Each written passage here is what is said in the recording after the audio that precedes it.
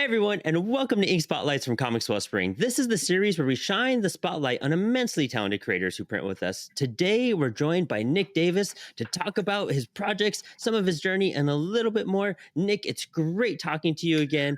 Tell us all about your book. It's such a fun, exciting, just brutal, bombastic book. Tell us all about Brutal bombastic. I'm going to quote you on that one there. it. Hi everybody, it's good to see you again, Ben. It's been a long time no see. I think last time we saw each other was basically in Baltimore Comic Con. You can like running past my Yeah. table as I was desperately trying to get people interested in my book here.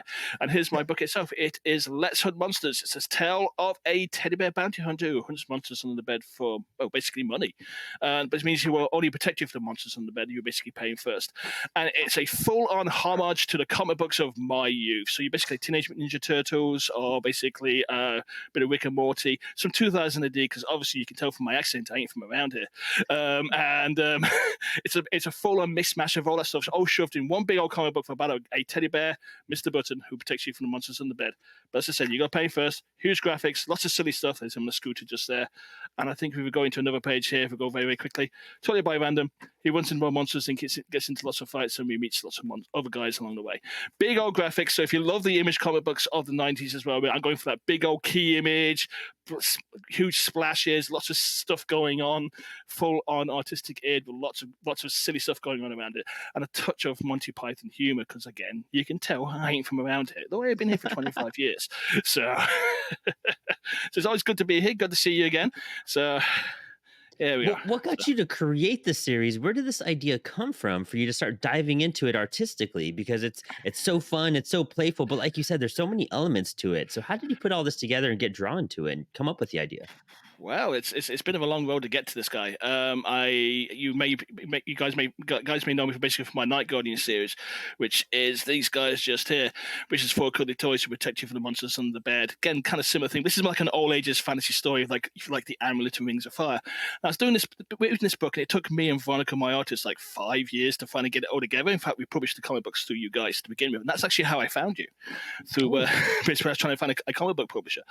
And we did that work on that, and I thought I want to do something a little bit crazier, and I want to do a teddy bear that has a bit more of an attitude, a little bit more adult, and a little bit more of my sensibilities when I was growing up, because I grew up in the 80s in the UK comic book market, which is like 2000 AD, Warlord, Battle, black and white anthology type comic books, lots of basically ink and very serious storylines compared to what the American superhero books were doing in the 80s in the US. So I thought I want to do that kind of thing with a character. And this Mr. Button guy, and this is Mr. Button just here, this Mr. Button guy kind of like had this, like, I can do things with this guy here, which I can't do with my more all ages characters. And I thought, let's sit down and see if we can make a story out of him. And I thought, well, who is he? He's a teddy bear. He's a little gruff. He's a little beat up. So let's have him as a teddy bear mercenary. And I said, no, we can't really call him a mercenary. Let's call him a bounty hunter. Let's have him hunting monsters on the bed for money. But basically, in the grand tradition of all heroes that basically, anti-heroes, they get stuck in that mode. Like for example, the Mandalorian, or even the Wolf and Cub. They basically, things never really turn out right for him. And so I thought I'll sit down and I'll draw it. Because I thought, I've drawn some comic books before, small 6 pages and that sort of thing for my Hero Ted line. I thought I'd give it a go at drawing a actual full-on comic book, and I'm now 3 books into it. I'm actually nearly finished the second book now, and it's going well. In fact, basically, if anything, my art style is getting much tighter through practice, and the art's getting even more bombastic and over the top and silly. You can definitely see my turtle influences in there, and you can definitely see my 2000 AD Judge Dredd, Thog type influences as well. And basically, put the gross out stuff in there, like Mick and Morty, and we've got a comic book that's full of irrelevant, silly humor with actually kind of an interesting storyline going on in the background as well. Yeah, dude. I mean, it's what you've done and the advancements you've made. I've noticed that so much, just like reposting your work over the past year in general, of just like the growth in your artwork. And I love seeing that, because I love seeing that growth with indie creators. It's like one of those things where that growth is so pinnacle, and seeing the evolution is so much fun to watch. And this is one of those series where you just kind of see it grow and grow. And like you said, the bombasticness, the insanity that goes inside of it, your detail is getting deeper in that too. And that's always great to see and watch. And so you've been working on this book. How long are you hoping for it to go for? And what are you planning anything else in the background with this book? Oh my gosh! Well, as you know, if you follow me on my socials, I'm constantly jumping around from projects and projects, doing many, many different things. So I have two things, balancing two things. So we have the Let's Hunt Monsters work, and we have the Night Guardian stuff, which is more my all ages fantasy area. So I'm trying to balance in two projects at the same time. For Let's Hunt Monsters, just basically my primary focus is I'm drawing and writing at the same time. I'm thinking I can. What I'm doing is a limited four limited series. See where we are at number four. And then basically, if we basically get it gets because popular, more people read it, and with every issue we're releasing, we're gaining more and more readers, which is fantastic. We're not seeing anything drop off. We're seeing people come in, go, "Give us that book. Where's this book?" I have people at conventions saying, "Have you got this comic book?" And it's like that's never really happened to me before. So, so I must be doing something a little bit right. Yeah. So my plans to get to four, which will probably get me, I think, will take me to May this year to get book number four. Then I'm going to see where I am at. I got another plan for a very silly book after that one, which basically is going to involve Mr. Button, but it's going to be, I call it my Kevin Smith book, where basically he gets involved in huge fights, but the fights always happen over the page, so you never see him, like a Kevin Smith movie. And he comes back after the page going, "Phew, that was a tough fight," and they stand there talking about it in dialogue for like 6 or 7 panels, again, like a Kevin Smith movie. So I plan to do a really silly one like that. But in terms of other projects going on, I've got the Dream Warriors books going on here, which is basically this is my next series of the Night Guardians all ages fantasy stories. This is the Dream Warriors just here. In fact, you guys printed this book for me, so thank you very much. Whole new adventure. It's basically a tale of two kids and a teddy bear spirit guide who go off to basically save our dreams from nightmares. And that's a 3-book series. I've got the third one in the works at the moment, hopefully to get that out sometime middle of next year. So I'm kind of balancing two projects at the same time. We have an idea for an anthology to go into the Let's Hunt Monsters world, where we're going to showcase some other side characters and those kind of stories. A little bit like the Tales of the Teenage Mutant Ninja Turtle stuff, where basically you get like six or 7 pages to basically tell a story, focus on a character, and just build out this world. And I've got some other independent artists on board that basically are willing to basically contribute their work to this book to basically see how it grows. So I'm very excited about seeing where Let's Hunt Monsters takes me, where Mr. Button, the teddy bear, takes me as well. He really is a character that you can fit in absolutely anywhere, and I can absolutely you can see when I pour my writing into him, he's more gruff. The humor is more snarky. It's very bombastic, over the top. The action when it happens is a huge keyframes where you see him hit monster with his baseball bat, and the monster goes flying across the page, speed lines everywhere, all that crazy over the top stuff, which basically makes us go, "Wow, that's a really cool page." So that's what I'm basically aiming to do. In more than anything else, it's more for me to basically get better at drawing. I always call myself a writer first and an artist second. I am a trained graphic designer, so I know how to pick up a pencil. But it's again, doing sequential or comic book page art. It's a very much different to doing splash images on one pages or even covers, which you can see in the background of my studio here. So it's kind of fun that way. Yeah, people forget a lot that sequential work is totally different from, static images. Basically, there's so much movement in sequential work. Cover art doesn't, compare to it. Pinups and all that fun, awesome, shows off great creativity and great skill sets.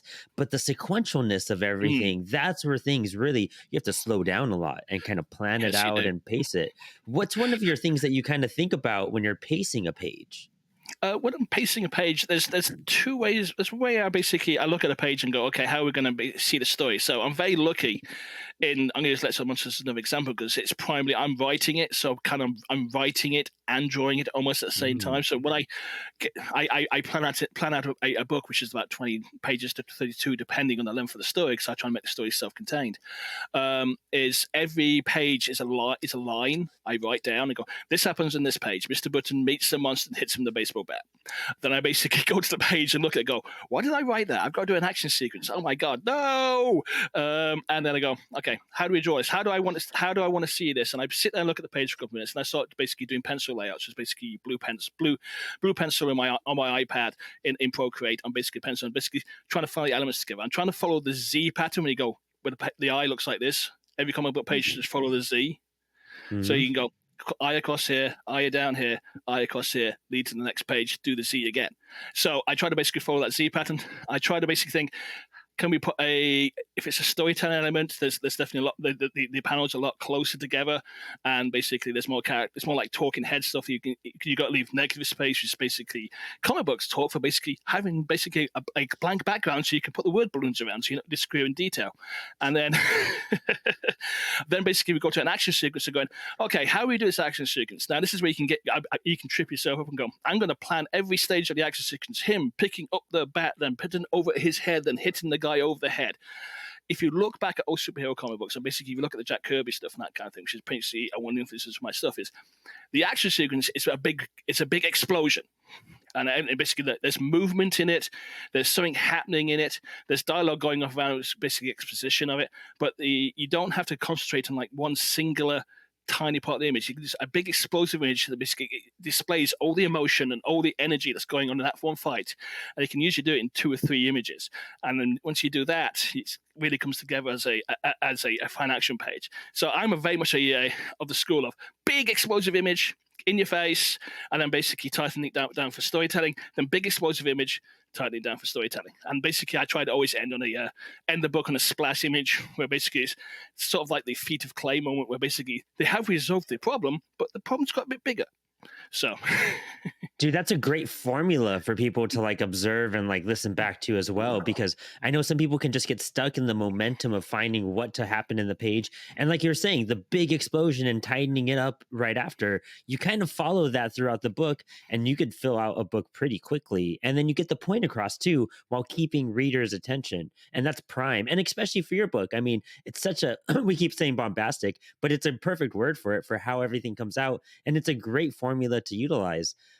Dude, that's so awesome. I love hearing craft talk from creators as well. Where can people find your book, and do you have any events coming up this next year too to also meet you and get the book in hands as well?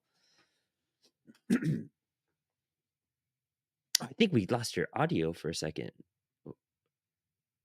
Might have hit. Oh, there any we go. better? We hit mute, but yeah, there you go. I've got this weird thing going on here. It's like red is on, and red is not red, it's off, but it's dangling down here because I'm hitting Hit my the, elbow. yeah, the arm tap. I'm stuff that's terrible. I'm a very expressive person. So I've just finished 2024, and my gosh, it was a very, very long convention season. I think like 15 shows and 8 You're story busy. appearances. Like, I was a very busy guy, and I actually was ordering a lot of books from you along the ways too. So actually 2 Kickstarters during the year as well.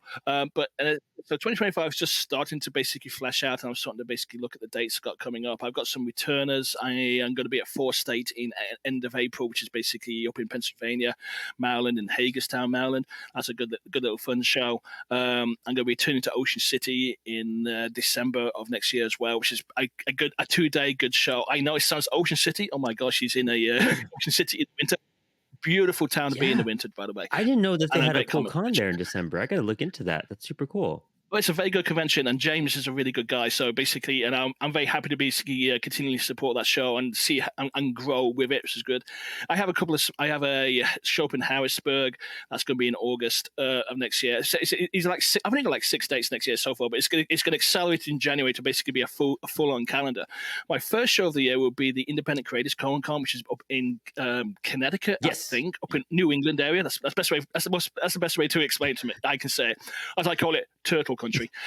So I'm going to be up there. That's going to be a very long haul for me. It's a 1-day show. It's going to be a good 6-7 hour haul for me in terms of driving, and I'm up there for like 3 or 4 days. Mm-hmm. I'm really looking forward to being. That's going to be my first real show of the year. I've got like a free comic book day, which will be our local comic book store, Comix World PA, who support my work. You guys should pick my books up from there.